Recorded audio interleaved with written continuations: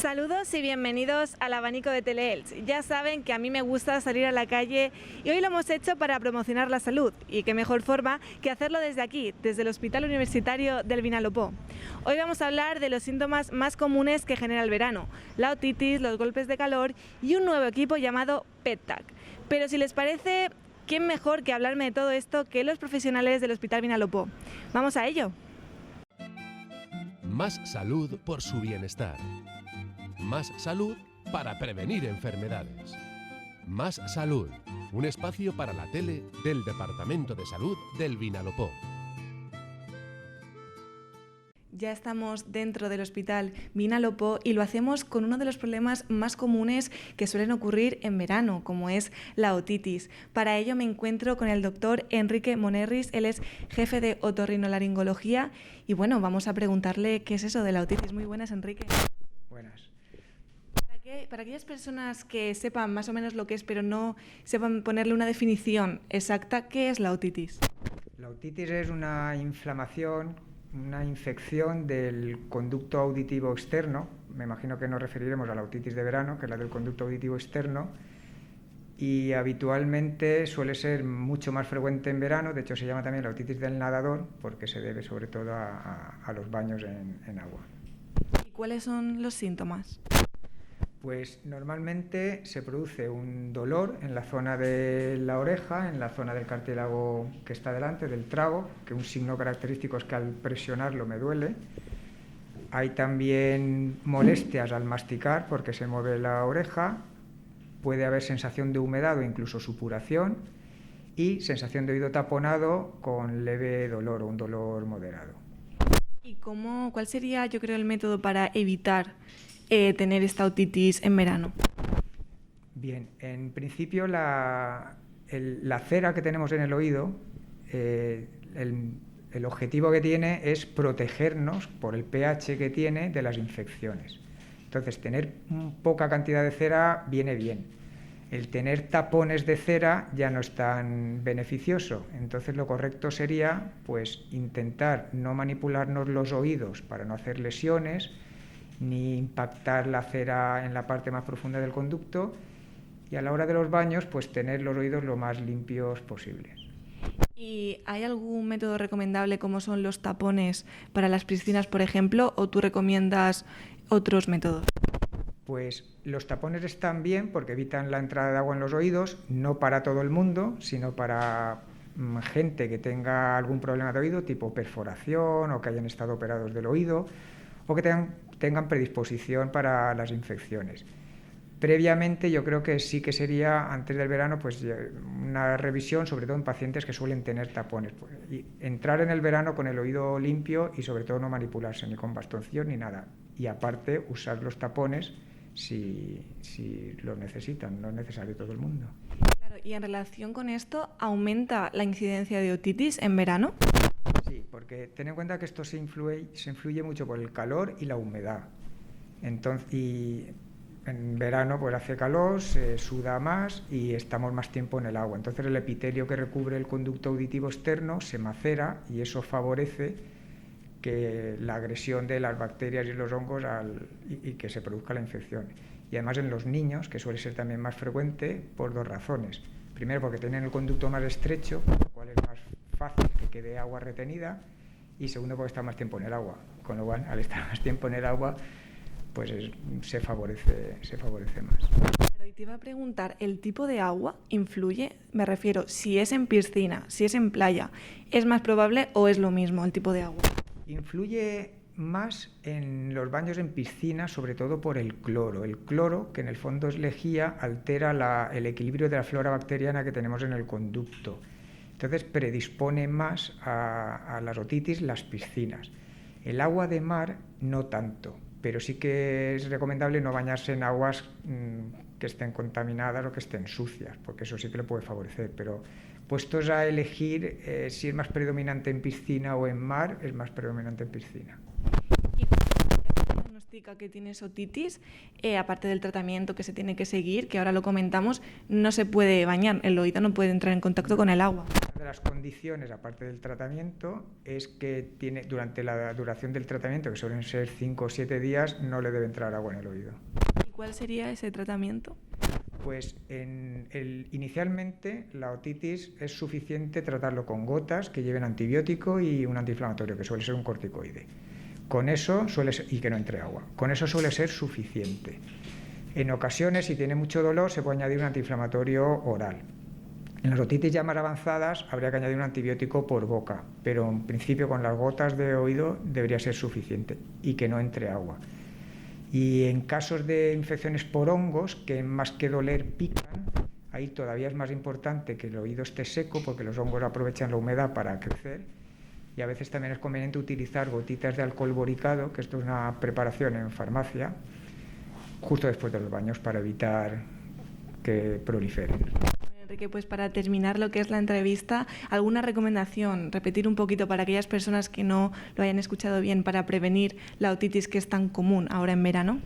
Pues lo mejor sería, en principio, llegar a la temporada estival con el oído limpio, sobre todo las personas que tienen tendencia a hacer tapones, para que eso no favorezca la retención de agua.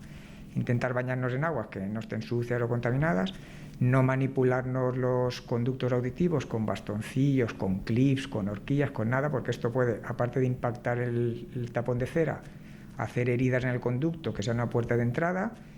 Y en pacientes que tengan predisposición a la otitis por veranos anteriores, pues no está de más, después de haber acabado la jornada de baño, igual que se secan bien el oído con una toallita o con un papelito, utilizar unas gotitas de alcohol boricado para tener el conducto seco y evitarlo. Los pacientes que quieran utilizar tapón, sobre todo los que lo necesitan por perforaciones, haber estado operado del oído o cualquier otro problema que hayan tenido en el oído, pues deberían utilizar los tapones. Muchas gracias, Enrique, ha sido un placer, muy importante esas pinceladitas que nos ha dado para prevenir la otitis y bueno, nos ha explicado un poco para aquellas personas que no lo teníamos muy claro. Gracias. De nada, a vosotros. Y nosotros volvemos en un momentito aquí en el abanico de Teleelch.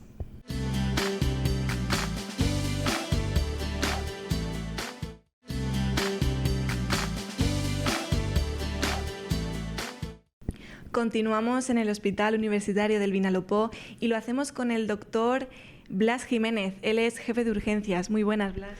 Hola, buenos días. Cuéntame, ¿cuáles son las patologías más frecuentes que ocurren aquí en el hospital en urgencias? Bueno, ahora relacionado con el aumento de temperatura que tenemos, el calentamiento global, pues hay ciertas enfermedades específicas relacionadas con el calor, que entiendo que es a lo que te refieres. Estas enfermedades son muy variables, pueden ir desde patologías más leves, como pueden ser los calambres o rampas que comenta la gente al hacer ejercicio, haya episodios más graves que pueden llevar a mareos, pérdida de conciencia que se recuperen y luego el más grave de todos, que es el golpe de calor, que es una patología muy, muy grave y por suerte vemos poco. Relacionado con esto, ¿cómo definirías un golpe de calor para que lo entienda la gente? Sí, el golpe de calor aparece pues, sobre todo en pacientes de edades extremas, o niños muy pequeños o ancianos muy ancianos, pues, pacientes a lo mejor obesos, diabéticos, pacientes con patología cardíaca, pacientes que el sistema termorregulador del cuerpo, pues, bien por su patología, por la edad o por medicamentos que llevan, no les funciona bien. Entonces, ante situaciones de calor que nuestro cuerpo debería responder sudando para disminuir la temperatura, pues al contrario aparecen pieles secas, entonces el cuerpo se calienta, aparece fiebre y aparecen pues, episodios de pérdida de conciencia que no se recuperan y es muy importante trasladar de forma rápida al hospital y durante el traslado intentar ya que el paciente se vaya enfriando, pues bueno, medio de compresas frías, hielo. Es muy importante el tratamiento durante el camino para evitar que las consecuencias sean mayores. Y esos serían sus síntomas. Una persona, ¿qué siente cuando le está empezando a dar un golpe de calor? Lo primero es el aumento de temperatura corporal, aparece como fiebre. Cuando tenemos cualquier situación de calor extremo, nuestro cuerpo responde como si hiciéramos ejercicio, para que lo entiendas. ¿Cómo responde? Pues empezamos con taquicardia, con sudor. Si todo esto nos lleva a que el cuerpo no funciona bien por nuestra enfermedad que tenemos crónica o por la medicación que llevamos, pues va a notar pues, mareos, va a notar pues, malestar general y sobre todo va a tener que caer, va a caer al suelo porque su cuerpo no puede responder. Son señales que va dando el cuerpo a medida que el golpe de calor pues va aumentando. Sí, lo primero que pueden notar, que son las enfermedades más habituales y lo que más vemos son los calambres. Por eso es importante cuando hacemos ejercicio evitar en las horas de mayor exposición solar o de mayor calor y beber líquido para evitar esto. De ahí hasta el golpe de calor hay un abanico pues, de enfermedades que, bueno, pues, que van en esa línea. ¿Y cómo podemos prevenir todo esto, el golpe de calor, por ejemplo? Pues lo más importante es evitar el consumo de alcohol, sobre todo si vamos a estar en exposición al sol, evitar el ejercicio en exposición si va en horas de mayor exposición solar, llevar ropa que sea transpirable y beber mucho líquido. E intentemos buscar la sombra. Cuando la humedad en el ambiente es muy alta, como está siendo estos días, que pasa al 80%, nuestro sistema de regulación además funciona peor. Y eso es algo que no podemos cambiar, la humedad, pero tenemos que evitar por eso en esas situaciones hacer ejercicio, consumir alcohol y exponernos al sol. ¿Y hay un rango de edad, por ejemplo, que sea más frecuente para tener un golpe de calor? ¿Niños, mayores? Los pacientes más mayores y los más pequeños, donde el sistema de termorregulación por un lado es inmaduro y por otro lado pues no funciona igual de bien, pues son los más las víctimas que suele haber con más casuística. Pero aún así no son los más habituales. El golpe de calor no es la patología más habitual que ocurre aquí en urgencias. No es la más habitual, por suerte, porque es una patología muy grave. O sea, si derivado del calor podemos sudar mucho, podemos marearnos, podemos tener calambres, podemos tener incluso un mareo que recuperemos. Pero esas son patologías que esas sí que son más habituales. Se suelen tratar en el centro de salud o pueden venir al hospital. Ya la patología más grave, que es el síncope por calor, que es el golpe de calor, pues esa sí que requiere hospital porque es que el paciente no se recupera, está inconsciente. Claro, y para aquella persona pues que tenga un calambre, algo así más leve. Pues bueno, lo que es importante es evitar el ejercicio en ese momento, parar el ejercicio e hidratarse. Vale, pues muchas gracias, Blas, ha sido un placer y unos consejos muy útiles para aquellas personas que quieran prevenir estos golpes de calor, estos calambres, estas patologías que comentaba Blas. Nada, muchas gracias a vosotros. Nada, volvemos en un momentito aquí en El Abanico.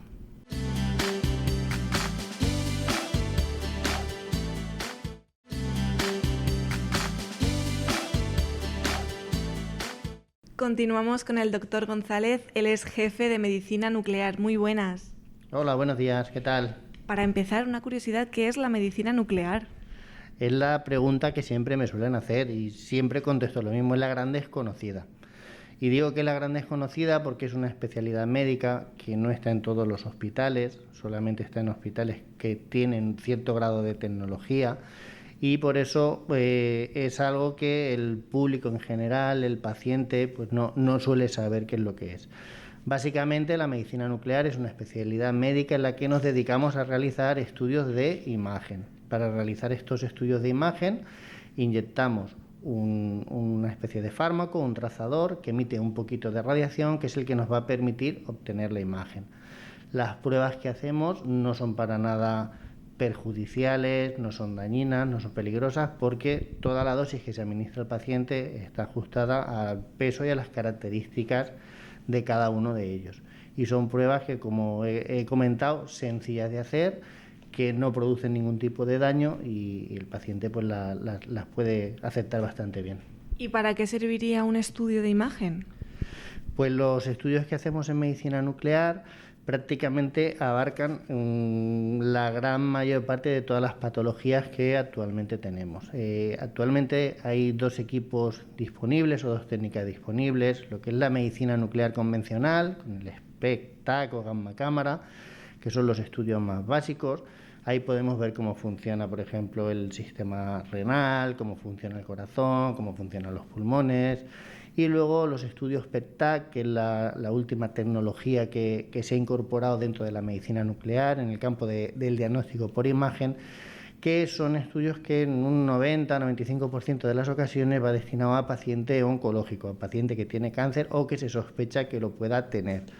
Son estudios sencillos de realizar y con una sola prueba, que es rápida de hacer, somos capaces de ver si una lesión es benigna, es maligna y en el caso de que sea maligna realizar una estadificación, porque en estos estudios realizamos un barrido del cuerpo entero, ¿vale? Aparte de en el diagnóstico inicial, nos sirve en pacientes oncológicos en el seguimiento, es decir, cuando estamos dando el tratamiento para ver si ese tratamiento es efectivo o no. Hay algunas patologías, por ejemplo los linfomas, que ya se ha establecido que a mitad de tratamiento se realiza el estudio, que es mucho más sensible que el resto de técnicas de imagen convencional, y somos capaces de decirle al hematólogo, al oncólogo, si el tratamiento que está dando está siendo efectivo o no. por si tiene que continuar con él o puede cambiar. Y luego también es útil, una vez que ya hemos tratado a los pacientes, en el seguimiento a medio y largo plazo, para asegurarnos que la enfermedad está curada, está estable o desafortunadamente a veces nos encontramos con progresiones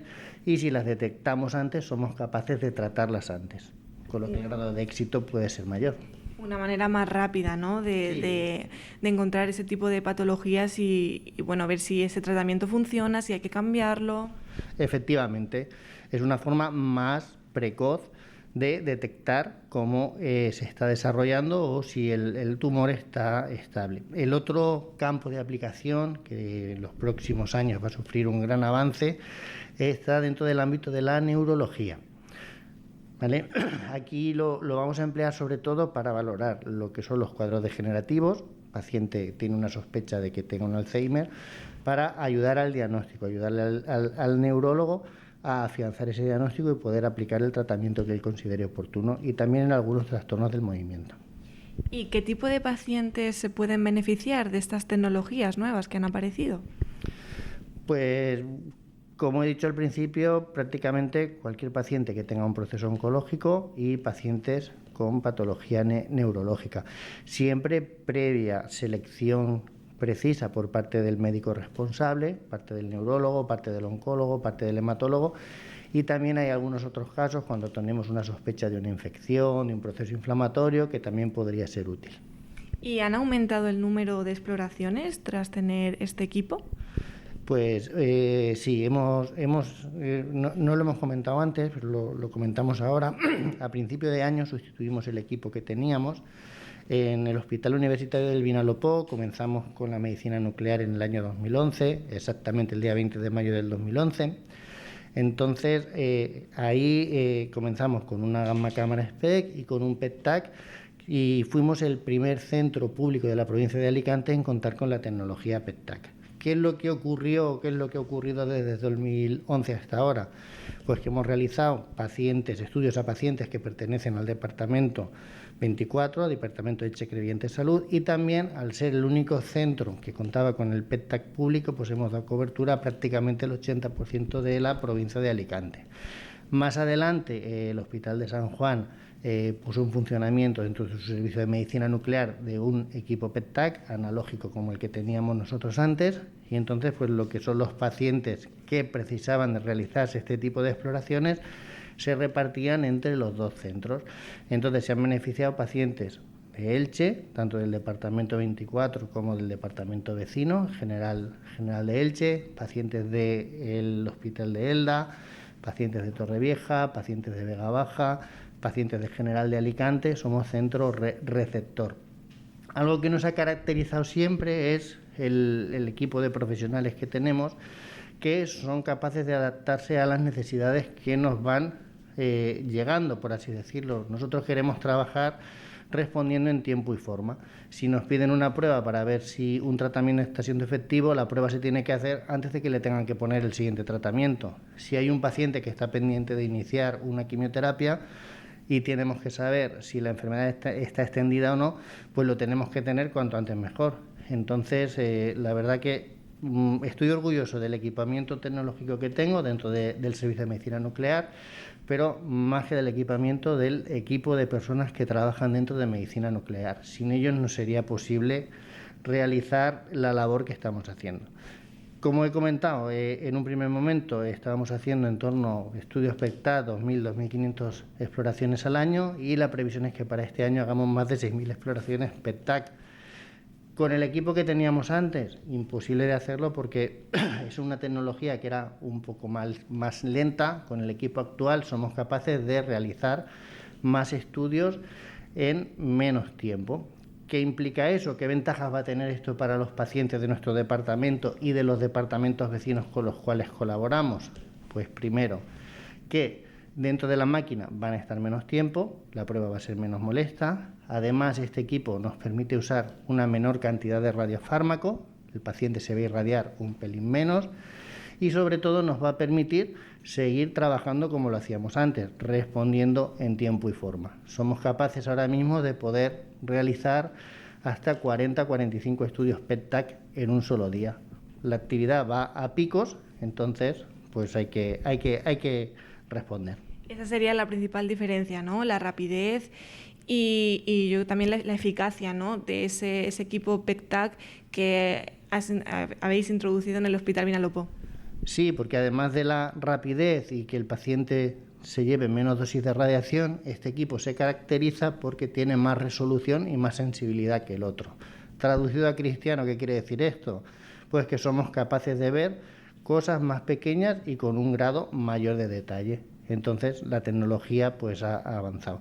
Decir que somos el único centro de la provincia de Alicante que tiene este tipo de tecnología y equipos como tecnología digital, que es el nuevo cambio, el nuevo salto que hemos dado, y equipos como dentro de España pues habrá 3, 4 funcionando, no hay más. Claro, y esas serían las mejoras que me has comentado antes con respecto a vuestro equipo anterior. Efectivamente. Y luego la proyección, la previsión es que el número de pacientes vaya aumentando. Entonces, pues tenemos, como nos debemos a los pacientes, tenemos que seguir trabajando por ellos. Muy importante la tecnología, que no deja de avanzar y de una manera positiva, ¿no? Ya que estas enfermedades que son pues tan importantes poco a poco se van evolucionando, y yo creo que la medicina también va con ello, intentando pues esa eficacia para verlo a tiempo, para saber el tratamiento a tiempo, todo a tiempo. Efectivamente, uno de los mayores avances que hemos tenido dentro de la medicina o dentro del tratamiento de pacientes oncológicos es que si somos capaces de detectar las cosas antes o cuando son más pequeños, la probabilidad de éxito cuando vamos a aplicar un tratamiento es mayor. No quiere decir con esto que todo el mundo vaya a ir bien o que todo el mundo vaya a ir mal. Lo único que tenemos más herramientas, tenemos herramientas mejores, y esto nos va a permitir ofrecer a nuestros ciudadanos una tecnología que no teníamos hace unos años, que va a conllevar que tengan un pronóstico mejor, por así decirlo. Y como con la tecnología nunca deja de actualizarse, seguro que de cara al futuro pues innovaréis en más equipos, en más formas, pues eso, de garantizar la eficacia del paciente cuando viene aquí al Hospital Vinalopó. Sí, ahora dentro del servicio de medicina nuclear la previsión que tenemos es el equipo que hay, la gamma cámara, de sustituirlo por otro también de nueva tecnología que va a incorporar un TAC, un SPECT-TAC, lo cual nos permitirá tener más resolución, más sensibilidad y poder ofrecer un mejor servicio a los pacientes. Bueno, pues muchas gracias, doctor González. Ha sido un placer estar aquí y explicarme un poquito eso de medicina nuclear, que no me quedaba muy claro, y todo el equipo que tenéis detrás, tanto técnico como físico, que es muy importante. Muchas gracias a vosotros. Pues nada, nos vemos en un momentito aquí en el abanico. En el Hospital del Vinalopó tenemos un plan de promoción de salud. Más salud mujer, atención integral a la mujer y al niño. Más salud corazón, al ritmo de tu vida. Más salud cuidador, atención especializada al paciente crónico. Más salud ocio, para un ocio responsable y saludable. Más salud, un espacio para la tele del Departamento de Salud del Vinalopó. Así terminamos el programa de hoy, el programa del abanico. Agradecer al Hospital Vinalopó por todas esas dudas que he tenido y que me las han resuelto súper bien, como es la otitis, el golpe de calor y esa nueva tecnología que han implantado desde el propio hospital. Pues nada, así terminamos el programa y la semana. Nos vemos el lunes que viene a la misma hora. Yo les agradezco haber estado aquí un día más conmigo y les deseo un muy buen fin de semana.